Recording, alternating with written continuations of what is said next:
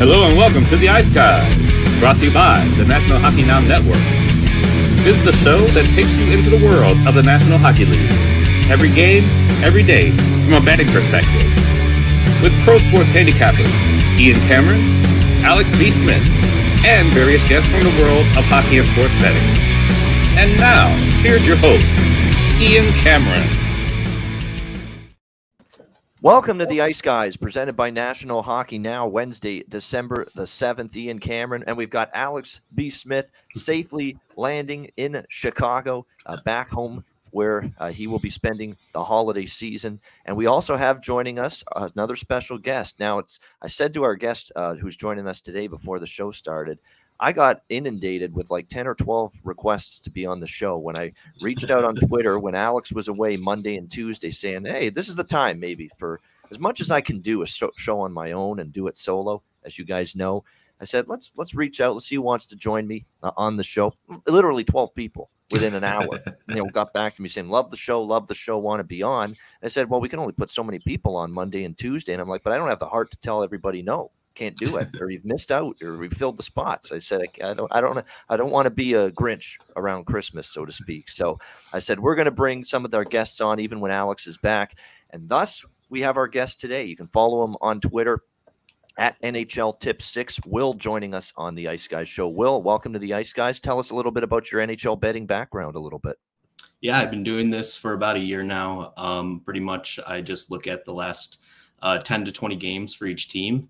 And I try to find inaccuracies in the market, and I try to find places where the market may be undervaluing teams, specifically large dogs. And that's kind of where I make the bulk of my money, just betting large dogs at about half a unit to a unit each bet. Very good. That's a unique approach. Very interesting. Alex, welcome back to Chicago. Good to see you again. How are things? And just give us an Alex B. Smith update. Oh yeah, just doing great. It was great travel here with my mom. Like I said, getting here, gonna be here for at least a month with the holidays and things going on. And watched a couple of games last night. Did not watch much of the Hawks game last night. And it's funny. I was kind of telling my mom, like, this is probably not gonna be the best Hawks game. Sure enough, they get shut out 3-0.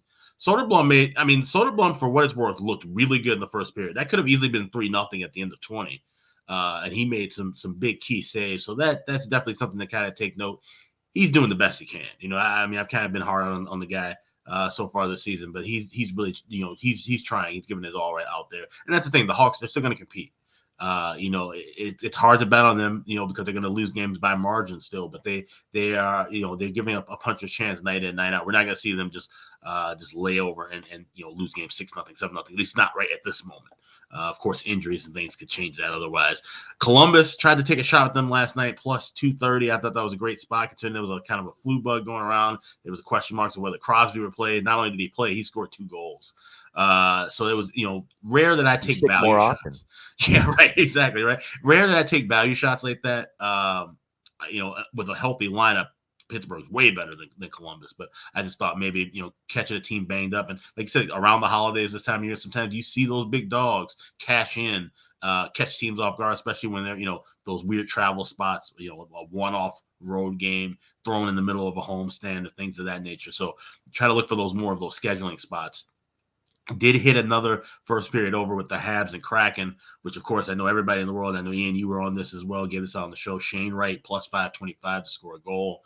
That was the goal that tied it up at 1 and gave me the first period over. So, been riding these first period overs with, of all teams, the Montreal Canadiens, a team that was not really known for getting a lot of scoring early in their contest over the last couple of years. But that tide has definitely changed, at least as far as this West Coast trip is concerned.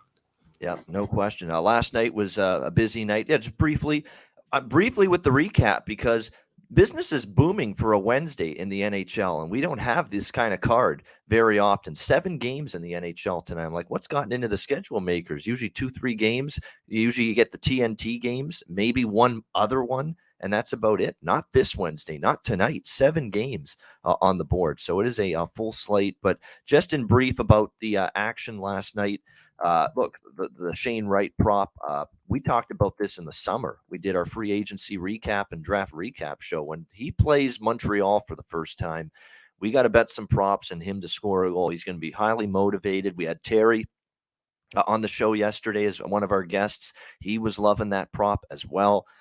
So yeah, and it was nice to see it cash in for sure. And it's going to be interesting to see now. It's one thing for him to want to make an impact last night against a team that he felt spurned him in the draft. But now we're going to see if Shane Wright can continue to be someone that makes an impact for Seattle moving forward, assuming he remains in the lineup for them. But other results last night, Detroit, stunning upset over Tampa, 4-2, although I thought they were live last night, the Red Wings in that game.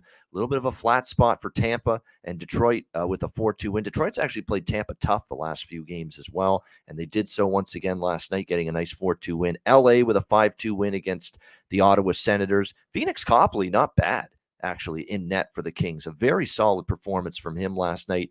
Very good result for me. Game goes over the total. It was a 7-2 night for me in the NHL last night, so it was a very good Tuesday night.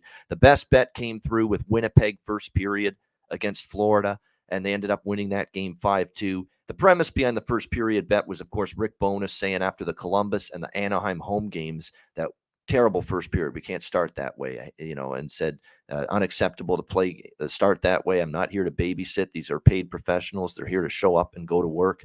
And they got the right first period out of this team last night. They dominated Florida in the opening period. 2-1 was a flattering score, actually, in the first period to the Florida Panthers, and Winnipeg ended up winning 5-2. St. Louis off the schneid with a 7-4 win over the Islanders. How about that? Thankfully for me, I went Islanders team total over as opposed to money line or puck line or anything of that sort. And Blues still did what they often do, give up goals, but they broke out for 7 against a good Islanders team and a guy that's been great in net this year, Ilya Sorokin. So very surprising there, but a not much needed win to stop the bleeding for the Blues, 7-4.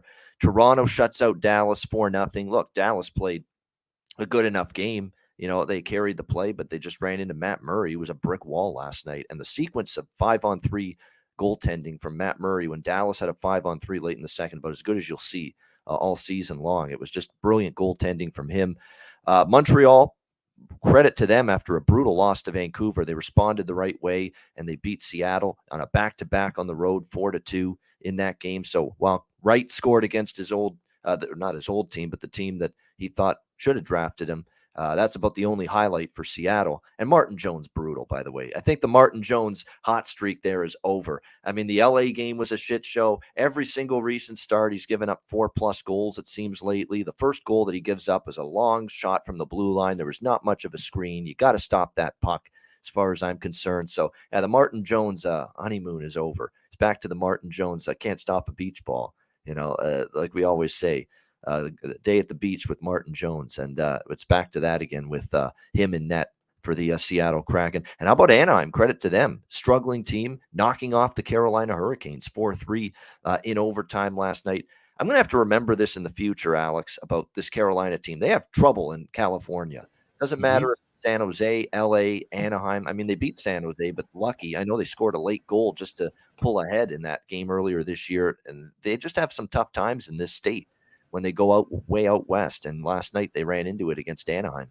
Yeah, it's something you see all the time. My Blackhawks for years used to be awful on the West Coast road trip. It was, we called it the circus trip because not only because the circus was in town in Chicago, it's what displaced them out of the United Center, but it was an absolute circus the way that they played against the Kings and the Ducks and the Sharks. And it didn't matter how good or bad those teams were. They just never showed up. And Carolina's kind of following that same trend. And you just have that with this kind of travel, and you've got, places like Western Canada, you got the Florida trip, you got the and the California trip, which now really has kind of been an extension because of Seattle and Vegas being added. So though what used to be a three games and 4 nights tops, or 3 games and 5 nights, now it's really kind of sandwiched in the middle of a 5 and 7 or a 6 and 8 spot or 5 and 8 spot. So you have to look at that. And we talk about schedule-based handicapping. Those are things you have to kind of circle on, and especially when you can get, that team's better than the team that they're visiting. But if the travel or this team just somehow just doesn't play well in a certain arena, you get some great value on that dog at home. There's no question about that. Will, some final thoughts from you about last night, and then we'll move on to tonight. Yeah, I had a pretty good night. I grabbed Red Wings money line plus 210. I also was on the Jets money line and the Maple Leafs money line, which I'll call a little karma for losing the Canadians the night before after they were up 4-0. with that 10% chance of winning. But I'm glad that Matt Murray stood on his head and got the dub. So Yeah, he was. He was absolutely excellent last night for the Leafs. And credit to them, Sandin, Liljegren, all these guys that are picking up more minutes on the blue line with Riley and Muzzin and Brody out. They've done an excellent job. All right, hopefully we do an excellent job picking these games tonight. On we go to the Wednesday card. Washington, Philadelphia. We've got the Capitals minus 140, road favorites, 6 the total in this game. I'm on the Flyers here. Yeah, rarity. I'm going to look at the Philadelphia side here at this one as a home underdog price. They've got a Washington team that is in a spot that is dubious, to say the least. First of all, they've only won 4 road games this year. That's the first thing to point out. They're 4-11 on the road this year, the Washington Capitals. They've been rather dreadful away from home. They did beat Edmonton in their last game by a score of 3-2, but stringing wins together has often been a problem for the Capitals this year. Let's not forget that. And this is a weird scheduling spot for them because they were in Vancouver, they were in Seattle, in Calgary, in Edmonton.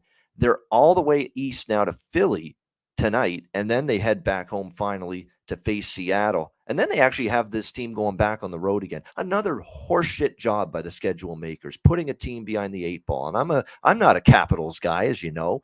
Not this year. I've been betting against them quite a bit. So it's not like I'm trying to be an apologist. I will call it right down the middle for every team that's put in this situation. This is ridiculous. You're out west. You go now to Philly for one game, one East game. You're back home. You unpack, you unwind. You have one home game, and then you got to pack up again and go on the road for 2 more games at least. I mean, it's just absolutely absurd that this was done to the Washington Capitals. But we've said this about Edmonton.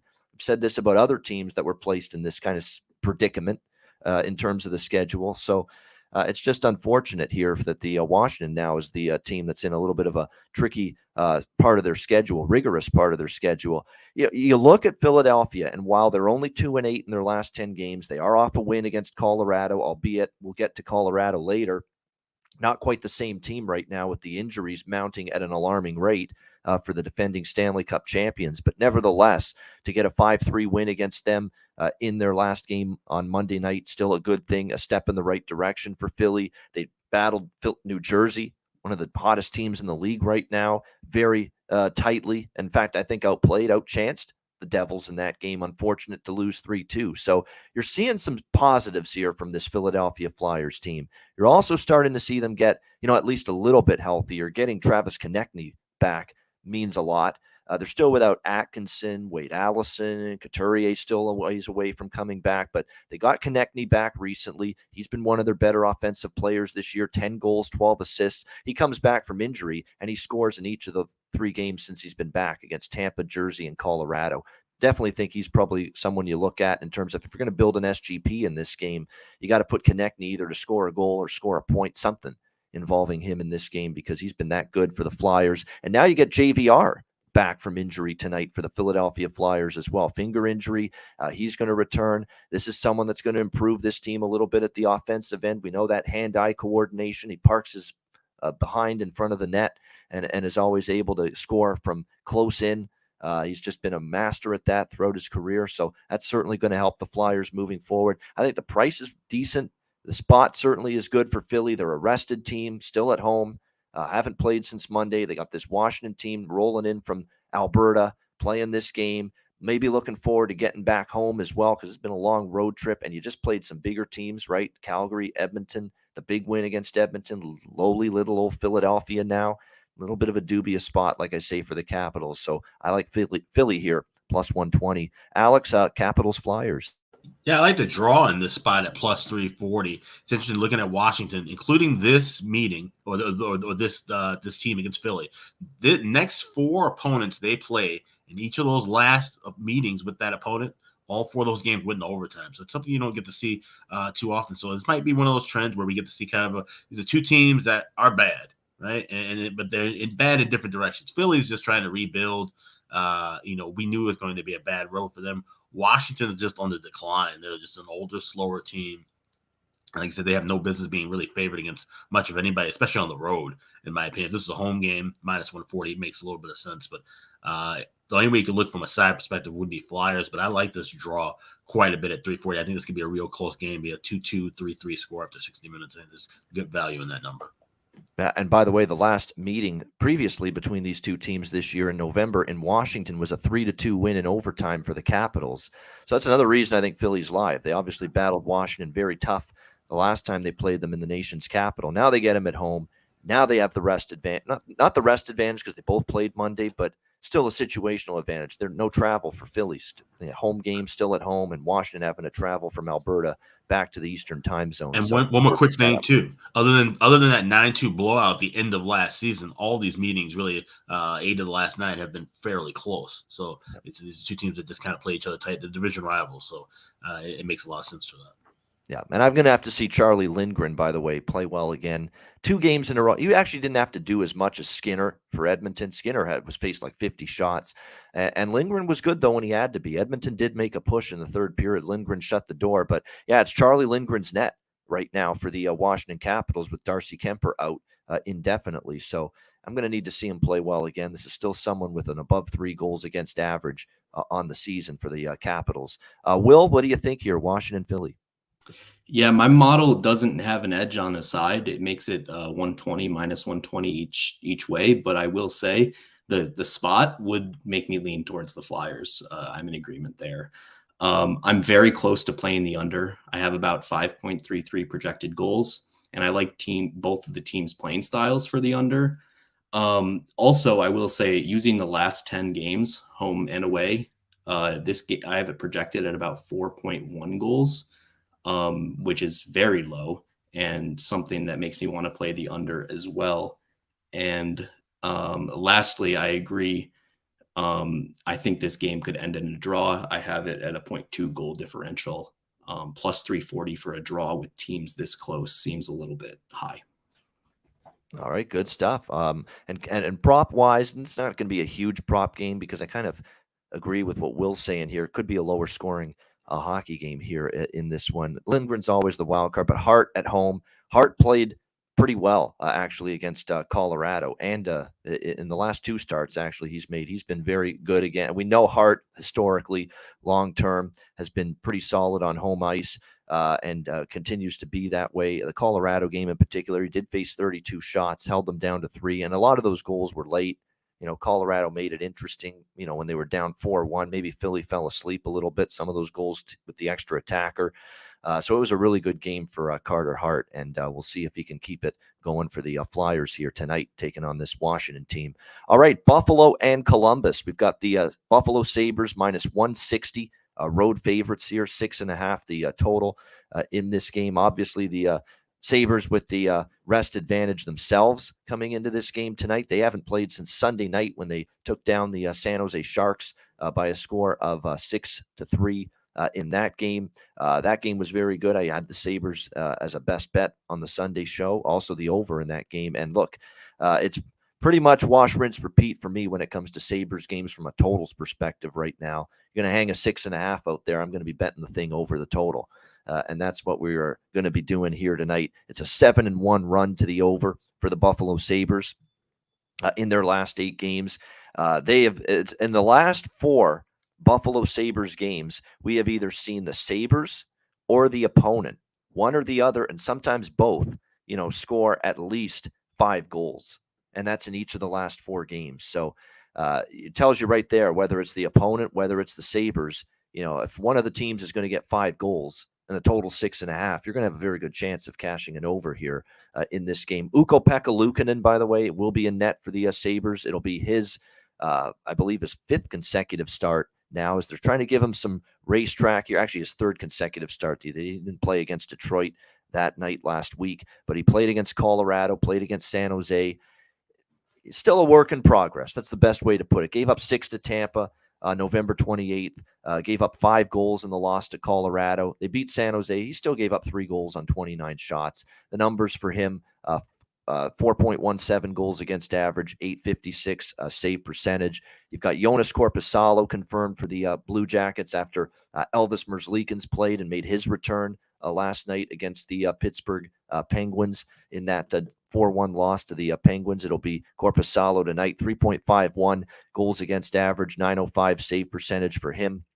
It's been a pretty tough season for everybody in net for the Blue Jackets, including Korpisalo. He's given up at least 3 goals now in 4 of his last 6 starts coming into this matchup here against the Sabres. So I definitely like over 6.5. I think that's the best way to go. Kind of interested in Buffalo in regulation. I might put a couple of bucks on that. Smaller bet, but I do think they have the situational edge. I do think their form, when you look at the Sabres, I think there's some wins coming down the pike for this team because you look at their schedule, it was pretty tough. You played New Jersey, you played Tampa Bay, you played Colorado. You played some pretty tough games. You're not expecting to win those games, but then you beat Detroit, you beat San Jose, you beat St. Louis, you beat Montreal. They're beating the teams they should. In theory, they should win this game. They should beat the Blue Jackets here. So Sabres in regulation, smaller bet, a stronger opinion for me in this game over 6.5.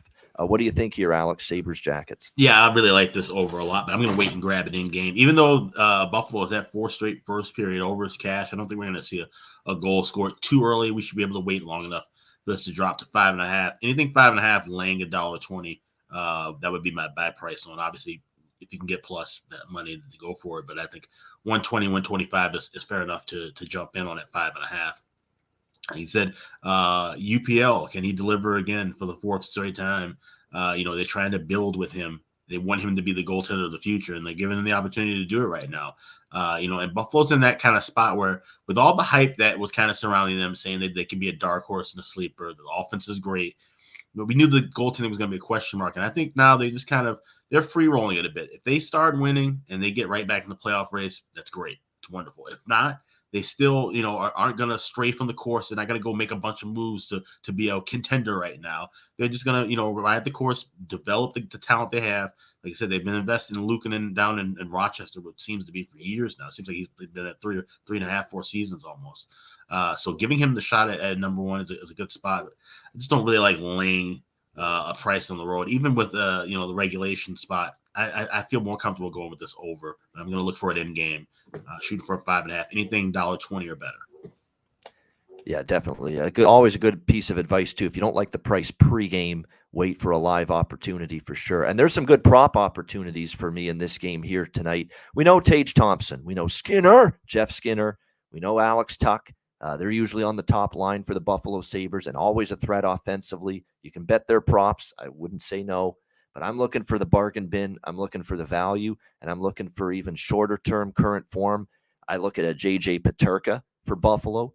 He's gotten a point in 4 straight games, a point in 6 of the last 7 games, goals in back-to-back games for the Buffalo Sabres, a good prop option. I look at Jack Quinn, 2 goals against San Jose.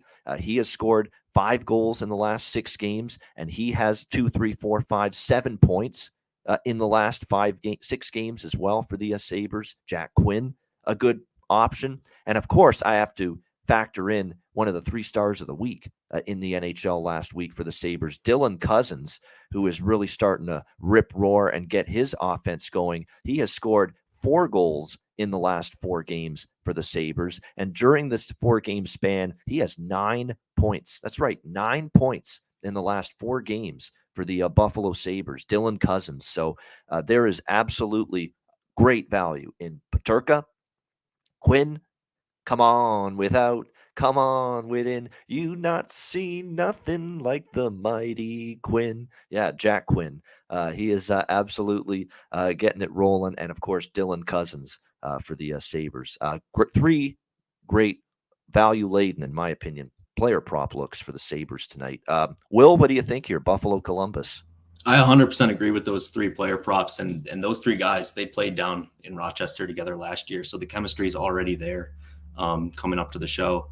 I don't have an edge on either side in this game, though I am close to playing the over. My odds make this game about minus 156 to plus 156 on each side. And when I saw the opening numbers last night, I was really excited to play the Sabres at minus 135. And then I woke up this morning and it wasn't Problem there. is everybody else was excited about it. Yeah. Too. Yeah. So I normally give away my plays in the morning of day of, and it wasn't there anymore. So I had to pass on it today. And I think I would be looking at an over here. Last 10 games, I have it projected at 7.87 goals. Has mostly to do with the Sabres. They have, in my projections, the number one offense in the league the past 10 games, which is insane. But they also have a bottom 5 defense.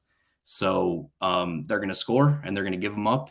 And Columbus is a team that's been surprisingly good at home and surprisingly good in the last 10 games. I think they beat Winnipeg. I don't have all their wins in my head, but they can score some goals. So I'd be looking at an over here. I don't think the money line has any value in this game, but I'd probably wait for the live over 5.5 once no goals are scored at the 13-minute mark. You could really get creative with this SG, because I love same game parlays and games that I think are going to be high scoring, like this one. You could really get creative. You could put in you could really do a big one too. You could do Thompson, who's obviously almost a shoe-in to do something every single game for the Sabres. Peterka, Cousins, Quinn. You could go Gaudreau, who's got 4 multi-point games, I believe, in the last 7 for the Blue Jackets. So you've definitely got a lot of options here in terms of looking at the SGP options in this Sabres and Blue Jackets game. As far as Blue Jackets props, because I do think they're going to score a few goals tonight as well. Gaudreau, Jenner, Lyonnais, of course, the top line. I keep on talking about Johnson for the Columbus Blue Jackets. I think he's very undervalued right now on that second line for them. And there's someone that's just been called up as well, Kirill Marchenko, for the Columbus Blue Jackets. Made his NHL debut last night against Pittsburgh. This is someone that they feel is potentially going to be an offensive dynamo for them. Second-round pick in 2018. He had 8 goals, 19 points in 16 games down in the AHL with Cleveland this season. Guy that's played in the KHL as well previously. So maybe look at that, Kirill Marchenko. And again, he didn't produce last night against Pittsburgh, but you may have more opportunity tonight against this Sabres team, who, again, have been a little leaking at the defensive end. So maybe a good prop look there with Marchenko for Columbus. And one quick thing, too, the reason why I like that live over so much is because, like I said, the scoring that we've seen with these two teams, it's come in the second and third period. Buffalo, 10 straight games where the second period over is cashed. Columbus in that same range. I think they were 8-2 in the last 10, and same thing in the third period. They're 2 of the higher teams. Buffalo 8-2 to the third period over. So, like I said, you'll get some great value. You might be able to drop down and, like I said, definitely find a plus price if we don't see any scoring early. But somebody in the chat mentioned about 6.5 laying a little bit less of a price in regulation. That's a terrible bet. And there's a reason we've never mentioned those team totals in regulations or full game totals within regulation, because you're just better off waiting in game and getting a better adjusted price. Laying 30 cents less on the same number, it seems good in theory, but really you can just get a whole half a goal less and give yourself a better option, and also give a chance to watch the game and get a feel for the pace and tempo of the contest as well. So I don't really look for regulation totals, just to kind of just make a footnote of that because somebody mentioned it. I like to look for live games as well. I don't have the stats in front of me, but 5 and 7 are the most common final scores. So taking a 6.5 in regulation is never a good bet, just because so many games end 3-3. Yeah, no, it's a good point. I agree with that. I agree with everything Alex said, and we'll backing it up as well. All right, Minnesota and Calgary. Calgary minus 155, home favorites, 6 the total in this one. The Flames got a pretty stern effort from Arizona. Arizona was down 2-0, battled back, tied it up. Calgary with a late power play goal. Good to see, if you're a Calgary fan, Nazem Kadri, who's cooled off after a hot start for the Flames, get that power play game-winning goal. They beat Arizona 3-2. Back-to-back wins now for Calgary. Calgary's saying all the right things. We want to get on a winning streak. We want to get our, get on a roll here, because a lot of times it's been win one, lose one, win a couple, and then you lose a couple more after that. That's been the tale of the tape, if you will, for the Calgary Flames in recent games. We will see if they can keep it going here in this game tonight against Minnesota. Minnesota's 1-4 in their last 5 meetings against Calgary, so they've had their struggles with the Flames in recent games. I kind of lean Calgary in this one, in regulation in particular, given their success against Minnesota. They've won back-to-back home games as well against the Wild, 2-1 and 7-3. But again, the price is minus 155, and it seems like Calgary, their price point has been higher than their form has been in recent games. So I think I'm going to pump the brakes on Calgary tonight, even though I've been looking to back them. I'd probably look more toward the team total if I were to bet Calgary tonight rather than the money line or the regulation line. Calgary team total in this one is 3.5, and you can get close to even money or sometimes a plus price with that. I like the full game over more than anything here in this game. Really, I'm just going to be riding the Minnesota Wild trending that way. They have gone now over the total in 6 straight games. The offense is heating up for Minnesota. The power play is rolling for Minnesota during this 6-game over streak. And by the way, they're 5-1 in those 6 games as well. They have scored a power play goal in each game, which has been extremely impressive from the Minnesota Wild. The power play's going. They're clicking. They're finding offense right now, both at even strength and with the man advantage, which has definitely been good to see. And we'll see if there is a carryover tonight against the Calgary Flames, who have suddenly been riding Dan Vladar, more often in recent games, knowing that Jacob Markstrom maybe needs a little break. Give him a chance maybe to collect his bearings, if you will, and try to get back on the beam. No confirmation yet who's in net for Calgary. Like I said, Vladar's been getting more opportunity lately. We'll see if Daryl Sutter is going back to Markstrom tonight or if he sticks with Dan Vladar here in this game. It's probably a good prop game, too, in addition to the over, where there's a few options that are interesting, in my opinion. Calgary, I think Dubé, Mangiapane, and Coleman are 3 undervalued players where their chances are there. We saw Dubé score the last game. They expect more offense from him. They expected more offense from him coming into the season, and he struggled early on. He's starting to show signs of getting it going. Mangiapane, the same thing, and Coleman as well. Coleman had a goal the other night. You could look in that direction in terms of props for the Calgary Flames. As far as Zuccarello goes, 2 goals in the last 5 games. More importantly, 6 points for Zuccarello in the last 5 games. He's really been lighting it up. You could throw a point prop in for Zuccarello in a SGP if you're going to build one in this game. Certainly a good option, in my opinion. Even someone who's moved up the lineup might be able to strike while the iron's hot for the Minnesota Wild. And I love saying his name in the French accent, Nick Patin for the Minnesota Wild. I definitely think he might get a greater opportunity as well to find the back of the net here. It looks like he might be playing on the second line with Freddie Gaudreau and Matt Boldy tonight in this game. So a couple options there. Greenway, Eck, and Foligno, Shaw, Dewar, and Reeves, the 4th line for the Minnesota Wild. So that's the lineup there. Like I say, some props that are worth a look. Kaprizov goes without saying. I know Terry in the chat saying Kaprizov anytime goal plus 150. It's just one of those prop bets. Do I even have to mention Kirill Kaprizov? Obviously, every night there's a threat for him to make a difference. He's gotten a goal in 6 straight games for the Wild. And point-wise, it's just been ridiculous. 3, 6, 8, 10, 11, 12. How about 12 points in the last 6 games from Kirill Kaprizov? So if you're going to build something of the same game parlay, the SGP variety tonight, Kaprizov's got to be something you throw in there, whether it's him to score a goal or whether it's him over 1.5 points, something of that magnitude. For sure. Alex, what do you think here? Minnesota, Calgary. Yeah, I like this over here at 6, even though the history between these two teams has been the under 8-2-2 last 12 meetings. And as Terry mentioned in the chat, Calgary has scored 2 or fewer goals in 5 of the last 7. But the Wild have been trending over, and I think the Wild and Flames, they kind of styles make fights. We've seen some high scoring affairs of late. We saw 7-3 Calgary win last year. I think we could see some fireworks back and forth. Marc-Andre Fleury, for as great as his numbers are against Calgary, 14-5-1. They got a save percentage around 930. He got 5 shutouts in his career. A lot of those were against some bad Flames teams when he was a member of the Pittsburgh Penguins. Fleury is still not in great form. And this 4-game win streak, this is probably arguably one of the worst 4-game winning streaks I think I've ever seen. They struggled against Arizona at home. They did beat Edmonton. That's the best win. The back and forth that they had in those last season, especially against Dallas. I mean, that game was just absolutely insane. Coming back to win 6-5 the shootout, 5-4 the shootout against Anaheim.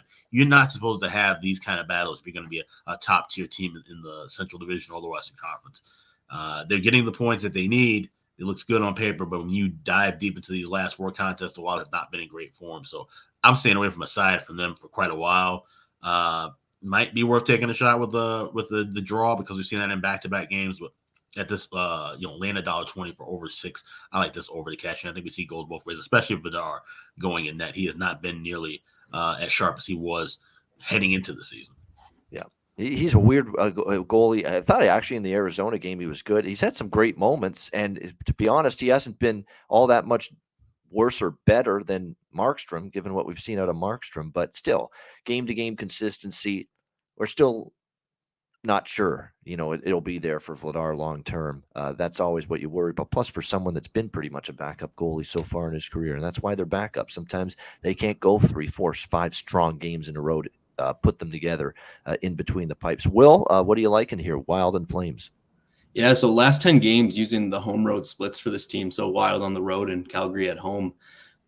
It puts the Wild at about a 55% chance to win the game using my model while projecting only 4.4 goals. Those numbers are raw, but it leads my model to project about 5.3 goals and plus 110, minus 110 on each side. With the Wild at plus 130, that's about a 4% edge and a play for me. Fleury and versus Vladar makes me like it more. And I will say the Wild are a confusing team. There's no statistics that are clear and obvious as to why this is happening, but they're averaging over 6 goals per game at home and under 5 goals per game on the road. There's no statistic really to explain it besides save percentage and shooting percentage, which should regress to the mean, but it's just not happening so far. So I'm on the Wild money line, but I do understand if people are hesitant because this team is just so confusing. Now, as for Calgary, I just don't have them as a great offensively rated team. They're not putting the puck in the back of the net, and they're not putting the puck in the back of the net against mediocre teams, which to me is even scarier. So tonight, I'm on the Wild plus 130. It's fascinating because you're absolutely right about that point. Calgary has had trouble finding the back of the net, even against some weaker competition. And yet at the same time, they're facing above average competition here. Makes you think they're going to struggle here to find the back of the net. Yet at the same time, here's Minnesota all of a sudden giving up some goals here, which has been part of the reason why they've gone over in 6 straight games. So you could really look at it both ways, give yourself a headache actually thinking about it. But definitely. And to me, I've been on a few of these overs with Minnesota, and that's just a staple of mine of handicapping this sport and any sport for years. You ride streaks, you ride total streaks, team total streaks, you ride team win-loss streaks, and we're kind of doing that here with Minnesota. Six straight overs. We're going to see if we can go back to that. Well, just keep in mind, too, they blew a 5-1 lead on Sunday against the Dallas Stars. So we know they've been a little shaky now all of a sudden at that back end. We'll see if Calgary and that, hit or miss offense can maybe take advantage of that here tonight. All right, Boston, Colorado. Again, these teams just played Saturday night in Boston, and now the return match here in Denver. We've got the Boston Bruins minus 180 road favorites here in Denver. 6 the total in this game. And it's just the first thing that you have to mention is we'll get to the injuries, and that's obviously why the line is where it is. I mean, it's a really suddenly alarming, lengthy injury report for the Colorado Avalanche. In fact, we will start there. It is. It's ugly. I mean, they've already been without for a while. Landeskog and Big Val Nichushkin. We know they've been out for a while, and yet they've still managed to carry on pretty well without those guys. But now you're talking about, Bo Byram's been out for a while. Rodriguez has missed some time now. Darren Helm as well, been out for a while. But now you're talking about Lehkonen day-to-day. You're talking about Josh Manson, who was a big loss on that back end. He is on IR. And, of course, we saw what happened against the Flyers the other night. Nathan McKinnon left the game, didn't return, and now he is going to be out for the Colorado Avalanche, and he is going to miss time. We're talking about at least a month, approximately 4 weeks here with that upper body injury that he sustained against the Philadelphia Flyers on Monday night. So his absence means we're going to see some lineup shuffling. It means there's going to be a lot asked of Mikko Rantanen in particular, who now is the only player left from that top line of Landeskog, McKinnon, and Rantanen, who are always play together. It's for the most part they do when they're fully healthy. So there's going to be some line juggling now from Jared Bednar. And as the last update we've got in terms of the line combinations for tonight, it looks like Rantanen's going to shift to center, that top line. He's done some center ice work before.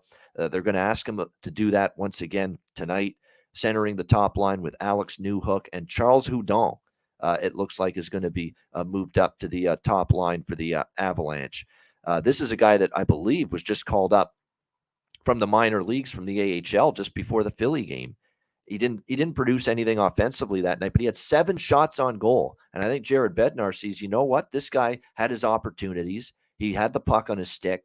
He was doing a lot of good things. Puck didn't go in, but he's doing a lot of good things to put himself in position to score. Let's give him that top line opportunity tonight. So it'll be Charles Hudon with Rantanen centering that top line, along with, of course, on the other side, Alex Newhook, who, by the way, was a goal prop of mine in that game against Philadelphia, and we'll be back to that once again tonight. Alex Newhook for the Avalanche. No question. I'm interested in his goal scorer prop once again. Second line is going to be Cogliano with Comfort and O'Connor. Not much change there. That's been the second line for a few games now. They're going to keep that line intact. Comfort stepped up his offensive game. Logan O'Connor's been pretty good lately. Those aren't bad options as well. But the bottom 6 is where the questions are going to be. Dryden Hunt, Ben Myers, Martin Kaut. Ben Myers was a very good college player, I believe, at Denver, if I'm not mistaken, the Pioneers. And they think this guy's got some offensive upside, but is he ready to fill in third-line role? Recalled. We'll see about that. He's played only 3 NHL games this year. He did score against Minnesota in the most recent NHL game he played for the Avalanche. So we need offense from him. Again, this is a much thinner forward group now with all the injuries. So can Ben Myers step up on that third line? Can Martin Kaut step up? Can Dryden Hunt step up? Anton Bleed, Callahan Burke, Callahan Auto Parts, Callahan Burke centering the fourth line, Sampo Ranta and the fourth line. So all of a sudden you're talking about your depth at forward. Who's going to step up? Are these guys going to be able to fill that void left by all the injuries? I don't mind the top 6. I think they can get by, but there's a big concern about what are you going to get from that third line? What are you going to get from that fourth line for Colorado? The blue line, Gerard, Makar, Taves, Johnson, McDonald, and Englund are the guys that are stepping up and filling the void left by McDermott, Manson, and Byram being on IR. So there's no doubt this is a injury-ravaged team. We think they've got the blue line depth to survive it. The forward depth is really being challenged now because they don't quite have as much depth there as they do on the blue line. So it's fascinating to see how this goes. All that being said, and look, Boston's coming off their home win streak being snapped at the hands of the Vegas Golden Knights on Monday night in that shootout loss. You got a Boston team looking to bounce back, obviously. Or is it maybe a hangover? Because that's the big Bruce Cassidy Bowl, and everybody put a lot of emotion, a lot of intensity. Lots going through your head when you play a game like that. You're on the losing end. You have the home win streak snapped in the process, and now you got to go on the road and face Colorado after this. It's not like it's a slam dunk bet on spot for Boston, either going into this game. And you compare just what we saw, the price of the Boston-Colorado money line Saturday night, where it was in that 5-1 Boston win. Boston was laying -170 to -175 in that game at home against Colorado. We turn around now a few days later on Wednesday, albeit tons of injuries for Colorado. Boston's laying a steeper price on the road tonight in Colorado than they did Saturday night. I'm doing it. I'm jumping in with a small, nothing significant, but a small play on the home dog here. Colorado +160. This to me is just one of those spots where, look, it's been rough sledding. We see them lose to Philly. We see them get bombed by the Bruins. It is a banged up team, but first game without McKinnon. How many times do we see this in the NHL and the NBA? Star player out, everybody pulls up the bootstraps. You find a way to overcome it. I'm seeing the Leafs overcome 4 defensemen being out, 3 important defensemen being out and winning hockey games. So for one night, can't Colorado do that? Maybe in this spot, even though they're very shorthanded up front, missing some key defensemen on the back end. This is more of just a price that's really, really, really been adjusted to the point of over-adjustment, in my opinion, here for the Boston Bruins. So, yeah, pizza money, if you will, lunch money on the Colorado Avalanche for me here, plus 160. What do you think here, Alex? Bruins and Avalanche? Yeah, it makes sense. I mean, I think the line is set actually kind of right where it should be. Even with the injuries, you could probably, maybe knock it down a little bit. But, obviously the home ice advantage for Colorado is significant, in altitude. It's always a great crowd. But the injuries, I mean, they've really taken a toll right now. And like you said, Boston, with the form that they're playing at, of course, like you said, the home streak and the way it got snapped, it'd been one thing if they got blown out at home. It was a close game, goes into overtime, goes into a shootout, a lengthy shootout, and you only have one goal go in. So I think they're going to kind of be, a bit focused to say, hey, let's put that behind us now. We did lose at home. We don't have to keep hearing the quotes about the long streak or whatever. And to bounce back against the Colorado team, like I said, somebody kind of criticized us, when we talked about this matchup in Boston, saying that, we kind of referenced that, well, the defending Stanley Cup champions are in town. Yeah, that's not the end all be all for a handicap, but that is definitely a poignant thing that is said in locker rooms often. Hey, we want to be where these guys were at last year. Like 31 teams say that every year about an opponent. And so that team always has a target on its back. The team that hoists the cup that previous year will always have a target on its back. And now that they're kind of weakened deer on the side of the road, I think Boston can take advantage of the spot. I like them first period puck line, laying the half a goal. I got plus 150 at Bet Online earlier today. I think that's a great number and a great spot. I think they should at least come out hot in the first period. Now, if they kind of take the foot off the gas a little bit and let this Colorado team that's kind of, like I said, a bit of a ragtag bunch get back into the fight, especially with their blue line, that's still the strength that they have. And the goaltending's been solid as well. Then, you're off of it. But, you can't look at 180 or even laying 120 in regulation here. I would just stick to the first period, and then maybe you see things adjust and you can bet accordingly live. Yeah, I'm fascinated. I get the sense we don't have a goalie confirmation for Colorado yet. We know it's Linus Ullmark for Boston. For Colorado, I get the sense it's Francouz tonight. I just get that feel because although Georgiev did not play against Boston in the 5-1 meeting, it was Francouz that night, but at the same time, Georgiev's given up 13 goals in his last 3 starts. So he's kind of fallen back a little bit here the last 3 games. So it's actually tough now that when you consider that it was actually Francouz against Boston, didn't get the win. Maybe you do go to Georgiev again here tonight. We'll have to wait and see. But no confirmation yet who's in net for Colorado, which doesn't impact my decision to go ahead with them at plus 160. Like I said, it'll be a smaller play, but I just think as plus they losing to Boston 5-1 the other night, I still think with this patchwork lineup, you're going to get a hell of an effort here from Colorado on home ice tonight. What do you think here, Will? Bruins, Avs?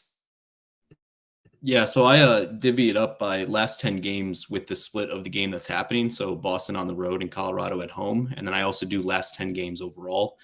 So using last 10 games in this game situation, it's Bruins 52.5% chance of winning, which is what FanDuel opened up with the minus 120 the other day. And then the books corrected for McKinnon's injury. And I just don't really have a great read on this game. I would still show some value on Boston at this price, but that also is counting, my statistics are counting a 5-1 win over this exact team.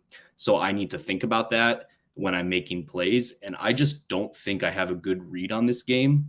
If Colorado was getting close to 200, I would definitely be leaning towards them for all the reasons that Ian has said.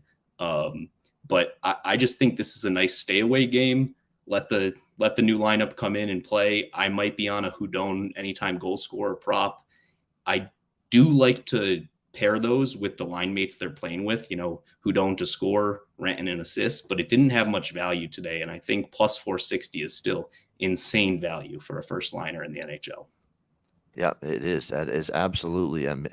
Like I say, there's the good news about this team being depleted is it's going to open up tons of value in the prop market on the Colorado Avalanche. And like I said, we're going to try to capitalize. You could go much different ways here, especially Houdon. And Newhook now is going to be a focal offensive. He's going to be a focal offensive difference maker now for the Avs. And we already saw him step up with a goal the other night against Philadelphia, asking even more of him now with McKinnon out. In addition to already being without Landeskog and being without Rodriguez and being without several key forwards. So Lehkonen as well. So definitely more opportunity for who don't, and obviously for Newhook. All right, next up, we've got Arizona and Edmonton. Edmonton minus 300 home favorite, 6.5 the total in this game. This feels like doesn't this feel like, not that Arizona's going to, throw the game or anything or mail it in, but doesn't this feel like this would be one hell of a spot to stay away from Arizona rather? I mean, they've had this very, very long, just insanely long time on the road. I mean, a month, if not longer now, by the time this damn thing wraps up. And it wraps up finally, mercifully, it wraps up tonight for the Arizona Coyotes. They finally get to have a home game at Mullet Arena Friday night against the Boston Bruins. They can't wait, I'm sure, to get back home after this. They have not played a home game, the Arizona Coyotes, since November the 3rd against the Dallas Stars. So you're talking over a month that they've had this team playing nothing but road games. Now, as Alex mentioned earlier, they did have that little stopover right after the Minnesota game, back home briefly, and then they continued the latter part of this extensive road trip. But you can't help but think they're just excited as fuck to get home, after this game against Edmonton. So what will you get here from the Coyotes is going to be the question mark here. As far as the goaltending matchup, Skinner once again in net here for the Edmonton Oilers tonight. Riding the goaltender that's obviously been better so far this season for them. He's been better than Jack Campbell. They're giving Jack time to process what's going on. Maybe just look at things from an outside perspective. Maybe that's going to fix what's wrong and allow him to be better moving forward. But Jay Woodcroft is saying, hey, he's been our better goalie so far. We're going to keep starting him, and that's Stuart Skinner for the Edmonton Oilers. For the Arizona Coyotes in this game, we don't have a confirmed goaltender. Vejmelka started 3 straight for this team. He started 5 of the last 6 games on this road trip. I wouldn't be shocked if it's Connor Ingram. Just a gut feel. I wouldn't be shocked if it's a Connor Ingram. Give this guy some rest. Have him ready to go for the not the home opener, but it feels like the home opener because they haven't been home forever. Get Vejmelka rested so he can start back home against Boston on Friday night. So again, we don't have confirmation. I don't know this to be fact as of right now, but personally, it would not surprise me in the least if tonight the goaltender is Connor Ingram in net for the Arizona Coyotes. And if that is the case, with all due respect to Connor Ingram, he hasn't been as good as Vejmelka this season, and we don't expect him to be either. Vejmelka, again, even in the loss against Calgary, continues to be steady more often than not. For Ingram, not so much. 1-5, 4.02 goals against, 882 save percentage for him this season. So I haven't bet anything yet, but I've got my eye on an Oilers puck line here. Definitely eyeing that. You've got Edmonton off a loss to Washington. Jay Woodcroft criticizing their puck management, criticizing the breakdowns defensively, which led to Washington's goals in that game, and the fact they gave up over 50 shots to Washington. That did not make the coach very well. Connor McDavid addressed those issues as well late in the season, or after the game, I should say, the other night in that loss to the Capitals. So I'd expect better from the Oilers. And when teams are focused to beat Arizona, especially an Arizona team that's just jet-lagged, road-weary, end of this ridiculously long, over a month on the road, looking to get back home, this could be an Oilers go-for-the-kill spot here tonight. So definitely got my eyes and got it circled to look to the Oilers puck line here. Just waiting to see who's in net for Arizona tonight. Alex, what do you think here? Coyotes, Oilers? Yeah, like I said, I'm sure Arizona's got to be excited to be getting back to home at some point. This has been a brutal road trip, and it's reflected obviously in the standings. And this is, now you're playing an Edmonton team, like I said, they can be focused in and can pretty much name their score on the spot, especially if it is Ingram. But we have seen them kind of play a little slow starting off the games. As Chris Otto mentioned in the chat, they've been trending to the first period under, which means this is a great game to look for a live over at an adjusted price. I think we might be able to get 5.5 and plus money in this spot. If that's the case, then I'll definitely take that. I think we could see the game kind of open up. Edmonton gets a 2-goal lead. They can kind of keep their foot on the gas against the Colorado team, or Arizona team, sorry. That could just say, you know what, hey, let's pack it in and get ready for the home game against a good team in Boston on Friday, which is also a game I have circled. I've mentioned this for quite some time with the end of that road trip.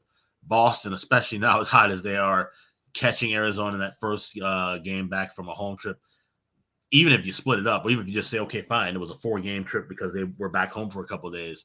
But when you look at just how they've played and how long they've been out of Arizona playing a hockey game, over a month, I think that might be a chance to really chime in and find some good value on a first period and full game over. But we'll talk more about that, of course, in the next 48 hours. But as for tonight, I'm looking for a live over. I want 5.5, anything at even money or better with Arizona Edmonton.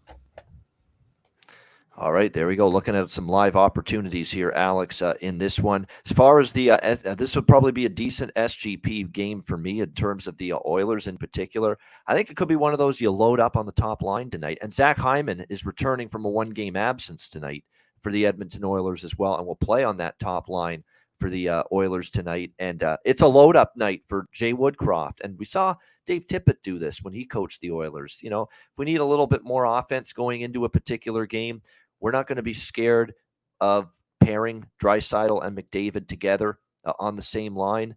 We'll load it up, and that's what it looks like he is going to be doing tonight, Jay Woodcroft. McDavid, Draisaitl, and Hyman expected to be the top line for the Edmonton Oilers tonight.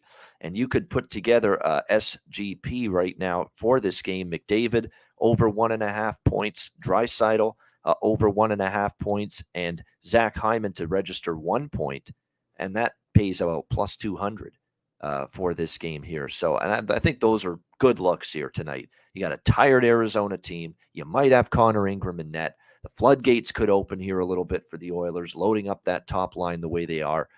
That's not a bad look, in my opinion. And keep in mind, McDavid and Draisaitl, prior to the Washington loss, this is two guys that had multi-point games, I believe, in consecutive games. I think it was a 4-game multi-point streak for McDavid and a 6-game multi-point streak for Draisaitl. But both of them were on over 1.5 points multiple games until they both, got held down against Washington. Tonight's the night probably to look back at that. And then you throw in a little Hyman to score a point as well. Put it in an SGP plus 200. I think that's not a bad option here in the game tonight. Will, how about you? Arizona, Edmonton. Yeah, I'd like to get mad at the league, but they clearly just don't care about ruining a team's playoff chances. I know Arizona's chances were slim, but it was gone once this road trip was scheduled. And that's just unfair to do to a team. Arizona is breaking my heart this year, especially on this road trip. Last 7, I wrote it down: 4-3 loss to the Preds, 4-3 to Detroit, 4-3 to Minnesota, 5-3 to LA, leading 3-1, 3-2 loss to the Canucks, 2-1 lead, and 3-2 loss to the Flames. I showed value in all of these games, including the one where they beat the Hurricanes, luckily. And I show 5% value tonight. I do want to remind you that only means that I have them at a 33% chance to win.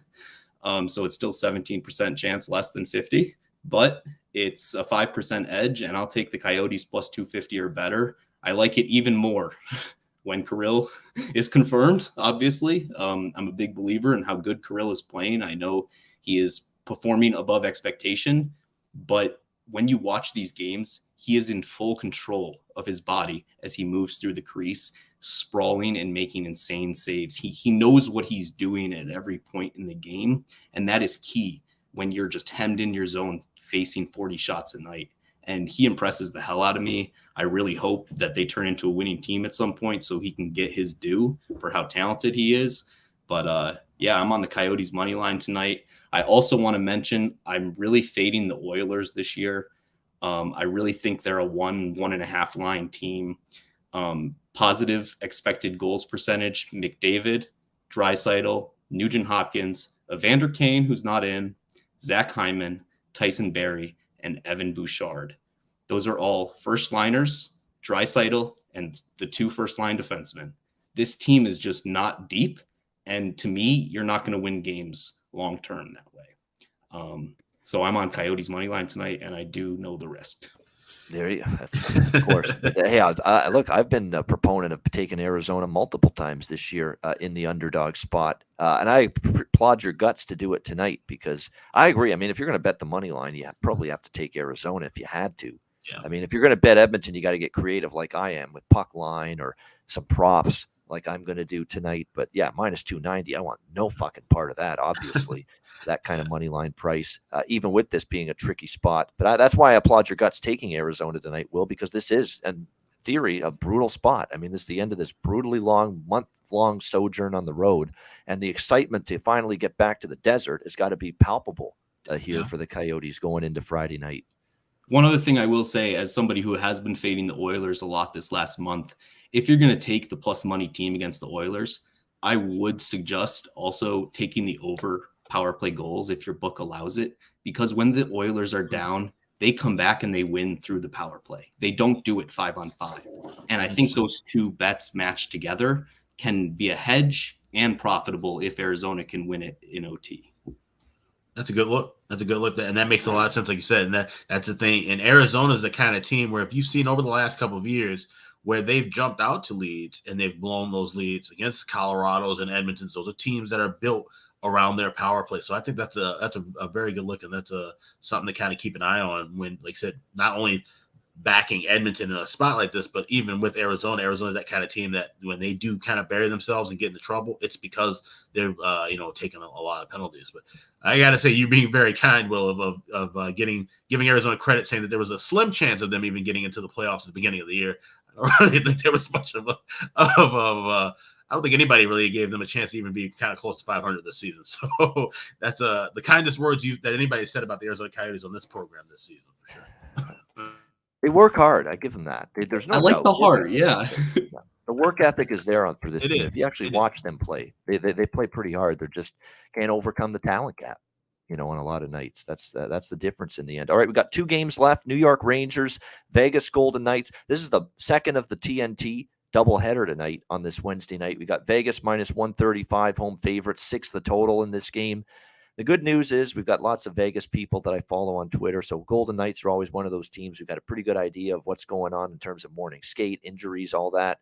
Looks like no Jack Eichel again tonight. He wasn't on the morning skate, didn't play against Boston. Overcame it, though, and handed the Bruins their first home loss with the shootout win the other night. But no Jack Eichel. He'll miss a second straight game. Alex Pietrangelo is still with the personal matter that he's dealing with. He's out, and Brett Howden as well still out. None of them were in the morning skate today. So Vegas short-handed. And look, this is not a Vegas spot. If you're wondering why is the money coming in on this New York Rangers team that has had all sorts of difficulty in the last week or two, it's the spot for Vegas. They're home off a road trip. They're home off an ultra-satisfying victory. Win one for the Gipper style for Bruce Cassidy the other night against the Boston Bruins, ending their home win streak. This definitely has flat spot kind of written all over it, potentially for Vegas. I'm not saying for sure that's going to be the case, but potentially in theory, this may not be the spot where you get the A game for the Vegas Golden Knights. Meanwhile, there's the New York Rangers who, not pretty against St. Louis, down in the third period, 4-3, but they found a way to win a desperately needed win, get a desperately needed win 6-4, snapping a 2-game losing streak, snapping a 1-5 slide in the 6 games prior to that win against St. Louis. The offense came to life with 6 goals, much needed, because as much as the defensive play has been all over the map, and as much as Igor Shesterkin hasn't been able to play at the level he did last year, game in and game out, it was a much better performance from the offensive side of it for the New York Rangers. We'll see if they can carry that over here in this game. Looks like for them the only injury of significance, they are a relatively healthy bunch, actually, right now, the New York Rangers. The only concern is Philip Hedl and his status. He didn't play against the Blues and might miss this game tonight as well against the Vegas Golden Knights. Other than that, though, fully healthy, it's Shesterkin and Thompson, the goaltending matchup. I bet the New York Rangers earlier in the morning, and it was plus 130 at the time. And look at the move we've seen since then. I mean, pretty much plus 115 is about as good as you can get right now, and only a couple of books have that, and a lot of other books have moved as low as plus 110 right now on the New York Rangers. So I hate that 20-cent loss of value, but I still would look toward the Rangers in this spot. I'm on the plus 130, down to plus 110. Again, you've lost some value. You've lost some price here, but certainly still may look to the Rangers here, even at plus 110, plus 115. Got to lean that way. I've already got it in pocket at a better price. I just don't know if Vegas is in that optimal spot tonight in this one. Alex, what do you think here? Rangers, Golden Knights. It's a pass for me. I watch it because it's a TNT game. I'll probably have something live and just kind of adjust from there. But as far as pregame goes, I don't. The Rangers are in bad form, and I haven't done well backing them going back into really the end of last season. It seemed like every time I was on the Rangers, they lost in Vegas. He said it's a tough spot for them. No Pietrangelo, no Eichel again. And this should just be kind of a dogfight. Maybe even look toward overtime. I could see a draw potentially here, but I'm not going to play anything officially now. This will be all in game, and I'll just post on Twitter. Yeah, definitely. It might be not a bad option to stay away. Lafreniere, he's up to the top line. He finally scored and had a 2-point game after being without a goal, with only one goal, I should say, I would say probably talking about maybe 15 or so games with him stuck on one goal. And he finally got a goal and an assist the other night against St. Louis. Maybe you take Lafreniere, get on a roll, get playing to the level and producing to the level of the draft status that you got when the Rangers took you. Lafreniere playing with Zibanejad and Kakko on the top line. Kakko might be worth a look too. They're shaking up the lines a little bit. Panarin, Goudreau on the second line. They've dropped VC down to the third line, it looks like, and they've dropped Kreider there with Trocheck as well. So very interesting that Kreider has moved his way down the lineup. So it's really been a massive shakeup in the line combos for Gerard Gallant. What do you think here, Will? Yeah, I was waiting to play the Rangers. I was hoping for a plus 130 again. So I just rushed to get in at plus 118 on Camby. I almost had to kind of sit back and let it go. But I was waiting on the Vegas Golden Knights injury news and I missed it. So definitely with Eichel and Pietrangelo most likely out, I'm on the Rangers plus 125. This game should be closer to a pick'em in my eyes.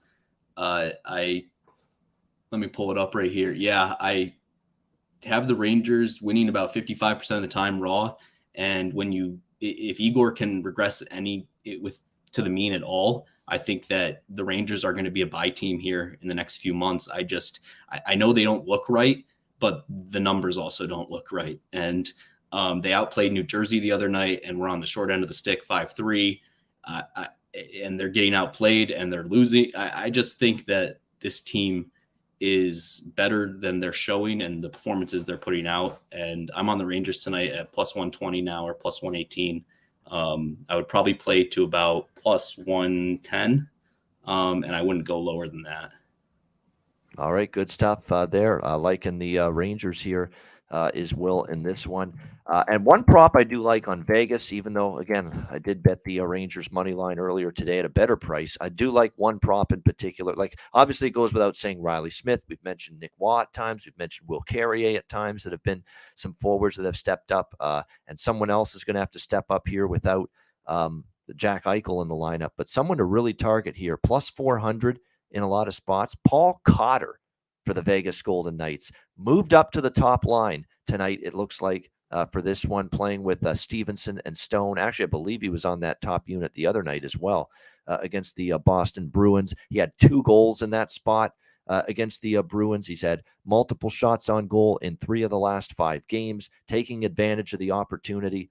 Paul Cotter, Vegas Golden Knights, I definitely think undervalued. Plus 400, and he's on the top line. I'm not going to pass up those prop opportunities when I see them. So definitely a good value look there. All right, last game, Vancouver, San Jose, Canucks minus 120, road favorite, 6.5 the total. In this one, you've got the Vancouver Canucks, and here's San Jose, long road trip back home now. Talked about this angle over the years. It's not been pretty for San Jose when they've been in this situation, and not a very good road trip. They mystified all of us on the live betcast when they shut out the Montreal Canadiens 4-0 that night. Where the fuck did that come from? Shutting out Montreal. We were all stunned by that. Like, Montreal couldn't even get a goal at home against this San Jose team. And then that was all she wrote on the road trip for San Jose. Pretty grim after that. They lose 3-1 to Toronto, 5-2 to Ottawa, 6-3 to Buffalo. The last 3 games of that road trip. Now they're coming back home. First game home off that road trip. That's a long-term bet against spot that's been very profitable over the years. Hell, not over the years, over the decade, over the last decade, fading the Sharks off a long road trip. I like Vancouver here, minus 120, and I like the over because, again, we've got a Canucks team that either they score a bunch of goals or their opponent does, and that's what we consistently see with both of these teams. Either they're scoring goals or they're giving up goals, but someone's scoring. In most Canucks games, someone is scoring in most Sharks games of late. And I think we're going to see goals once again tonight. Kokkonen confirmed in net for the San Jose Sharks. We don't know who's in net for the Vancouver Canucks tonight, but it is worth noting Spencer Martin has been a little more hit or miss lately. He was in net the other night, got pulled, and Colin Delia, someone that Alex B. Smith knows very well from the Chicago days.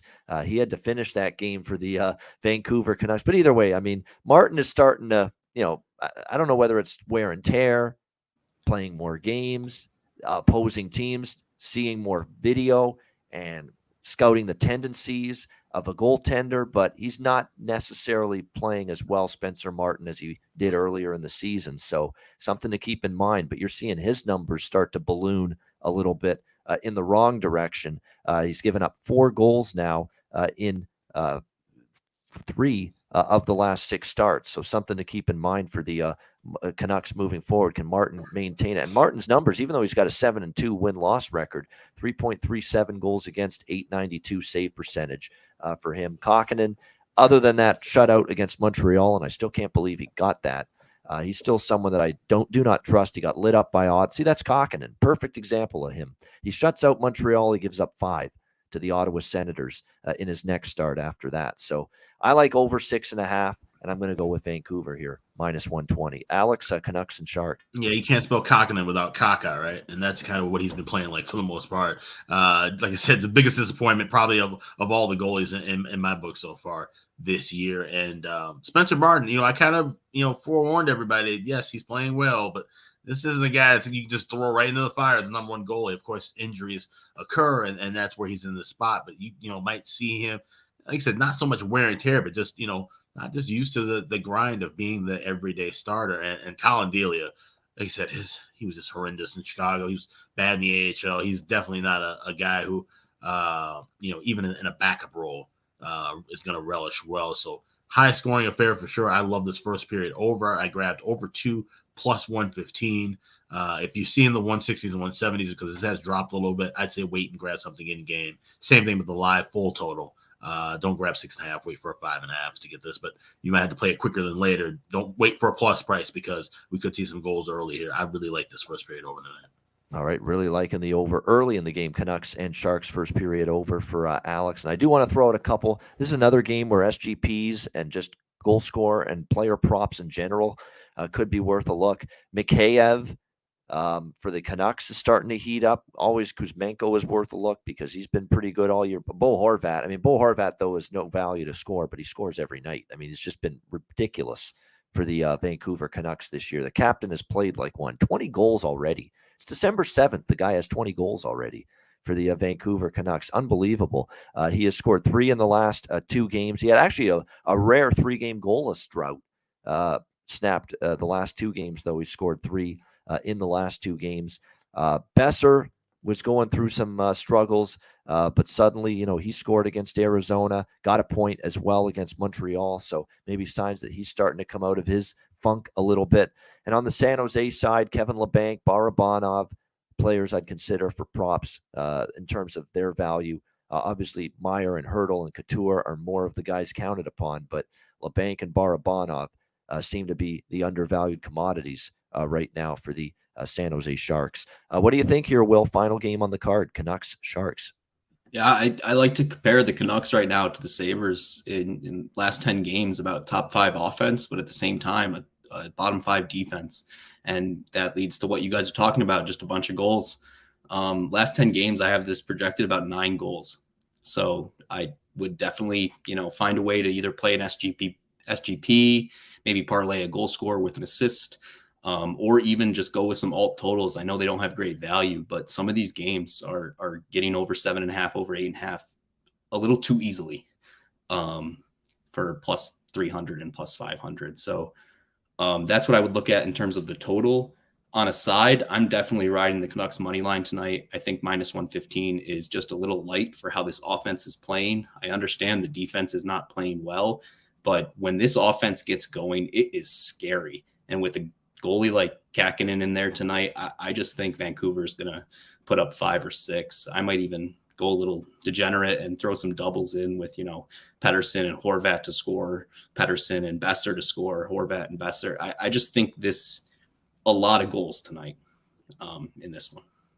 All right, a lot of goals and a lot of them from Vancouver, says Will, when it comes to the Canucks and the Sharks tonight, the nightcap of this Wednesday slate. All right, great stuff. That is the Wednesday card. We thank everybody for joining us live on YouTube. Hit the like button. Patreon.com/Ice Guys, just $10 a month. Our daily Ice Guys betting card is there. Power ratings, goalie charts, totals charts, and more. Bonus content, plenty more, especially in the new year when things will finally slow down a little bit. So patreon.com/Ice Guys. Alex, are we almost out of time with the free shipping for Christmas? No, yeah, we had the free shipping has ended over at the Ice Guys store over at iceguys.myspreadshop.com. You get standard shipping, and standard shipping is free for all orders over $119. But you got to act fast. If you want to get that in time for Christmas, have those gifts under the tree, you've pretty much got till the end of this week for standard shipping. Of course, they have express and premium shipping as well. So check all of that out. We've got all the great merchandise items over at the Ice Guys store. That's iceguys.myspreadshop.com. All right, good stuff. Make sure you check that out right before the holidays. All right, best bets to wrap up this edition of the Ice Guys. Alex, we'll start with you. What do you like for best bet? Yeah, let's go with that late night game. Vancouver, San Jose, first period, over 2 plus 115. I mean, the Canucks, they've been rocking and rolling with this first period overs. Even with the twos, we've seen a lot of pushes. We've seen some tickets cash over. San Jose, like I said, coming back home, Kakkonen and net. This just screams like it could be a 2-1, 3-1 Canuck lead after 20 minutes. So we're going to go over 2 in the first period with Vancouver and San Jose tonight. That's my best bet. All right, there we go. Vancouver and San Jose over 2 in the first period of that nightcap tonight on the Wednesday slate. Best bet for Alex B. Smith. And one more note about the total, because I'm on over 6.5 in that game that I wanted to point out. 4 of the last 5 meetings between the Canucks and Sharks have gone over the total. The one just recently in San Jose last month was a 4-3 final score in overtime in favor of Vancouver. So another thing that would point you toward goals tonight in the Shark Tank. Will, great job. First time on the Ice Guys. Great job. Thanks for joining us. What do you like for best bet? Yeah, thanks for having me. I'm on the Canucks money line tonight. I just think that they're going to overpower a tired San Jose team who's ready to go home, just like the Coyotes. I think that Vancouver, even if they get down a goal or two, can come back and win the game. And I would be looking live even to bet them and go a little bit more during the game, just like Montreal the other night. So Canucks money line for me. I also like Hudon, anytime goal scorer. I'm sure you're going to mention it as well. He had 0.9 expected goals last game. And I just think that if Colorado scores tonight, he has a high probability of being one of the guys. I like it too. I'm betting that as well. Charles Hudon for the Colorado Avalanche to score a goal. But best bet, Vancouver -120 for Will for best bet for this card. My best bet, I'm going to keep riding it. It's just I took the Sabres as best bet Sunday. I'm going to go with the total tonight in the Sabres game. Buffalo, Columbus over 6.5 -130. We're going to go with that for best bet. Should be a lot of goals. Buffalo on a 7-1 run to the over in their last 8 games. If it ain't broke, don't fix it. Jackets should find the back of the net. Sabres should find the back of the net. Goals in bunches. Buffalo, Columbus, over 6.5 for my best bet for this Wednesday card. And that'll wrap up this edition of the Ice Guys. Thanks to everyone in the chat for joining us. Hit the like button on the way out. We appreciate it very much. And before we wrap it up, Connor Ingram confirmed in net for the Arizona Coyotes tonight. So the old Spidey sense is working for yours truly. I said, I think this could be a night where they rest Pamelka for the return home on Friday night. That's exactly what Andre Tourigny is doing, as Connor Ingram will get the start tonight against the Edmonton Oilers. All right, good stuff. That is a wrap for the Wednesday show. We'll be back tomorrow on Thursday. I've got another guest joining me tomorrow. Alex will be off tomorrow, but he'll be back with us on Friday. Thanks for joining us. A reminder, the Ice Guys is live 7 days a week, Monday to Friday, 2 p.m. Eastern, Saturday and Sunday, noon Eastern. And if you can't watch the show live, download the Ice Guys podcast in audio form on all major podcast platforms: Google Podcasts, Apple Podcasts, Spotify, Stitcher, iHeartRadio, Amazon Music, and more. Download the Ice Guys podcast when you can't watch the show live. For Alex B. Smith, our special guest, Will, I'm Ian Cameron. Have a great Wednesday night. Enjoy the games and good luck. And we will talk to you again tomorrow on Thursday for another edition of the Ice Guys presented by National Hockey Now.